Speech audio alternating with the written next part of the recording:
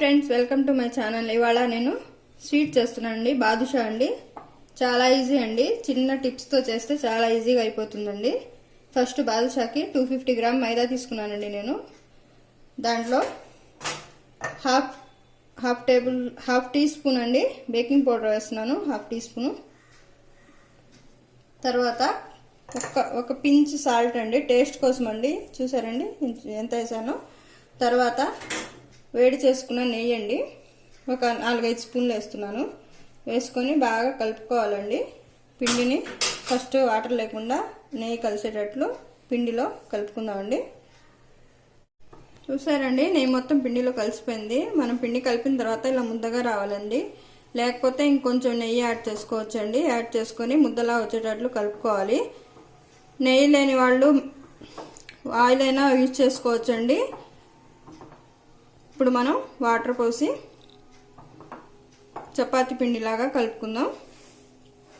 కొంచెం కొంచెంగా పోసుకొని వాటర్ కలుపుకోవాలండి, లేకపోతే మెత్తగా అయిపోతుంది పిండి. డాల్డా కూడా యూజ్ చేసుకోవచ్చండి ఇష్టం ఉన్న వాళ్ళు, నెయ్యికి బదులు. ఇప్పుడు మనం దీన్ని ముద్దగా చేద్దాం. చూసారండి, ముద్దగా కలుపుకున్నాను పిండి. దీన్ని ఒక హాఫ్ అన్ అవర్ పక్కన పెట్టుకుందామండి. పక్కన పెట్టుకుని ఈ లోపు షుగర్ సిరప్ తయారు చేసుకుందామండి మనం. షుగర్ సిరప్కి 2 కప్పులు షుగర్ తీసుకుంటున్నానండి నేను. 2 కప్పులు షుగర్ తీసుకున్నాను. 2 కప్పుల వాటర్ పోస్తున్నానండి. పోసి మనం షుగర్ సిరప్ వచ్చేటట్లు గులాబ్ జామున్కి మనం ఎలా చేసుకుంటామో అలా చేసుకోవాలండి. ఇప్పుడు పొయ్యి మీద పెట్టుకుని షుగర్ సిరప్ తయారు చేద్దాం.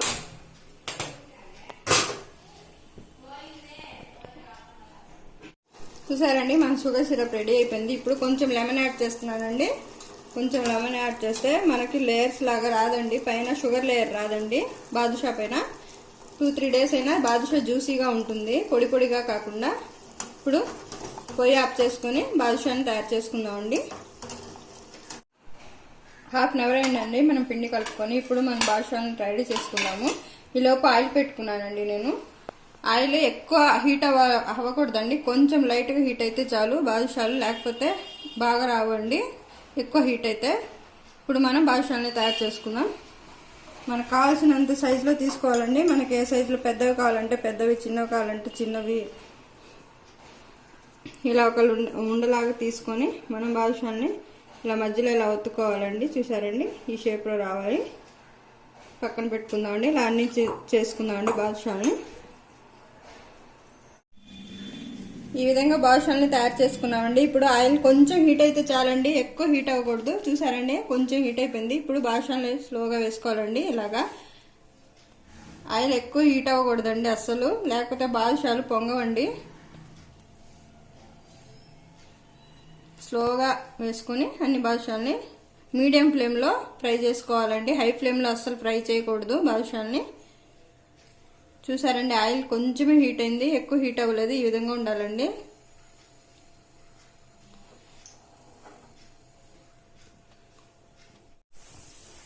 చూసారండి, బాదుషా బాగా పొంగినాయి. ఈ విధంగా పొంగాలండి, బాదుషాలు పైకి తేలాలి బాగా.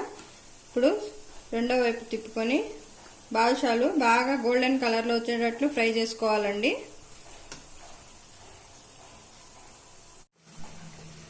ఈ విధంగా బాదుషాలు చూసారండి బాగా గోల్డెన్ కలర్ వచ్చినాయి. ఇప్పుడు పొయ్యి ఆఫ్ చేసుకోవాలండి. పొయ్యి ఆఫ్ చేసుకొని మనం తయారు చేసుకున్న షుగర్ సిరప్లో బాదుషాని ట్రాన్స్ఫర్ చేయాలండి.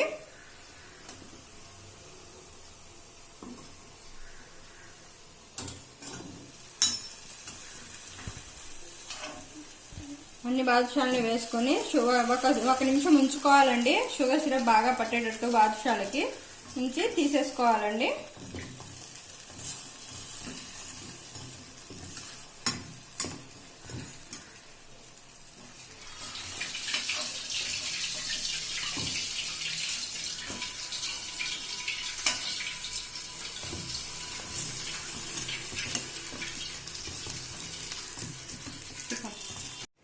చూసారండి, ఎంతో టేస్టీ అయిన బాదుషా రెడీ అయిపోయింది, చాలా చాలా జ్యూసీగా. ఇప్పుడు మనం వీటిని సర్వింగ్ బౌల్లో సర్వ్ చేసుకుందాం. వేరే బౌల్లో తీసుకొని సర్వింగ్ బౌల్లో సర్వ్ చేసుకుందాం. మిగిలిన బాదుషాను కూడా ఇప్పుడు వేసుకోవాలండి. పొయ్యి ఎందుకు ఆఫ్ చేశానంటే ఎక్కువ వేడి ఉండకూడదండి బాదుషాలకి. రెండో ట్రిప్ వేసుకునేటప్పుడు ఆయిల్ కొంచెం హీట్ తగ్గాలండి, అందుకని ఆఫ్ చేశానండి. ఇప్పుడు మళ్ళీ పొయ్యి ఆన్ చేసుకొని మనం రెండో ట్రిప్ వేసుకుందామండి. మిగతా బాదుషాలను కూడా ఆయిల్లో వేసుకుంటున్నానండి. ఇవి కూడా ఫ్రై అయిన తర్వాత మనం సేమ్ ఇందాక చేసినట్టు షుగర్ సిరప్లో వేసుకొని బాదుషాలను రెడీ చేసుకుందామండి.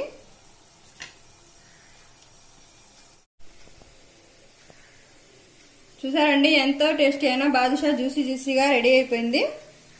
ఒకసారి చూపిస్తానండి మీకు ఎంత జ్యూసీగా ఉందో. చూసారండి ఎంతో టేస్టీగా జ్యూసీగా ఉంది. ఒకసారి ట్రై చేయండి. నా ఛానల్ నచ్చితే లైక్ చేయండి, షేర్ చేయండి, సబ్స్క్రైబ్ చేయండి. Thank you for watching.